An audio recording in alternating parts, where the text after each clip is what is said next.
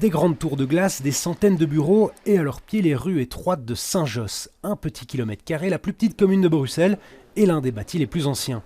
Ici le quartier Brabant connu pour la prostitution. Ces dernières années, la commune tente de se débarrasser de la question. Preuve en sont ces anciennes carrés rachetées, fermées, murées. Selon les travailleurs du sexe qui sont toujours là, c'est en réalité loin de régler la question.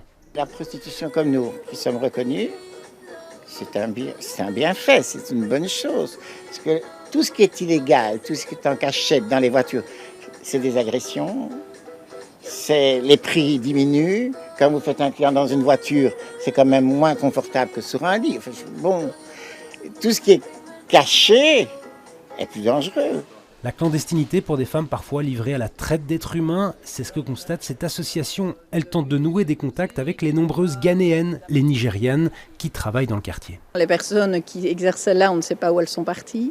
Donc nous, en termes de suivi, d'accompagnement social de ces personnes, parfois c'est très compliqué de pouvoir continuer à les accompagner, à les suivre. À cette nouvelle clandestinité s'ajoutent aussi des problèmes de sécurité, en témoignent ces photos de riverains. Selon ceux rencontrés, c'est relativement récent. En 2022, qui sont à la gare du Nord et qui viennent vendre des saletés ici maintenant, ils veulent créer des problèmes à tout le monde. Ici, c'est vraiment une communauté où on est tous soudés, avec plusieurs populations. On n'a jamais eu de problème entre nous. La vérité, ça fait un petit 2 ans que ça part en cacahuète. Il y a des gens qui se tremballent avec des couteaux et des gens qui sont drogués. La drogue, un fléau ici aussi. Justement aujourd'hui, la police est déployée avec un chien, une dizaine de minutes de recherche et la découverte d'une trentaine de grammes de cocaïne cachée près du réservoir d'une voiture. Un travail vain pour la police, les dealers semblent intouchables. Ça devient vraiment pénible même. Hein. On leur demande gentiment, ils partent, ils font le tour et reviennent. Un cercle vicieux aussi pour les travailleurs du quartier. Ça complique le travail parce que l'insécurité fait aussi que la clientèle est difficile à venir. Alors on a vu un grand changement avant le Covid et après le Covid.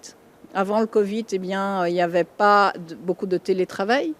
Et donc ici, il faut savoir que près de la gare du Nord, c'est quand même une des plus grandes gares de la région bruxelloise, avec beaucoup de nafteurs qui viennent travailler et pour lesquels, depuis la période Covid, il y a quand même beaucoup plus de télétravail, donc moins de fréquentation.